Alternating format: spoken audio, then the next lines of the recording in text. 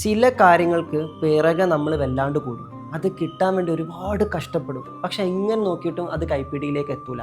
അതല്ലെങ്കിൽ ചില കാര്യങ്ങൾക്കൊക്കെ ഉത്തരം കിട്ടാൻ വേണ്ടിയിട്ട് ചില ശാസ്ത്രജ്ഞന്മാരൊക്കെ തല പുകഞ്ഞ് ആലോചിക്കുന്നുണ്ടായിരിക്കും.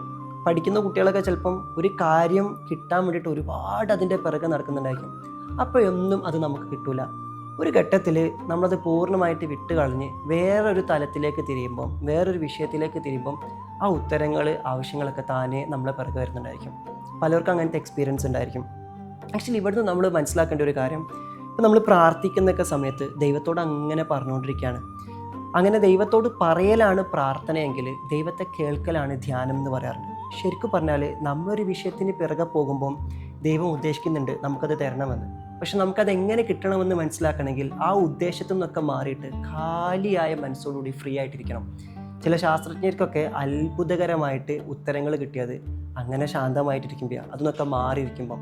വേണമെങ്കിൽ ഇതിനെ ഒരു സ്ട്രാറ്റജിക് പോസ് എന്ന് വിളിക്കാം. പ്രാക്ടീസ് ചെയ്ത് നോക്കും.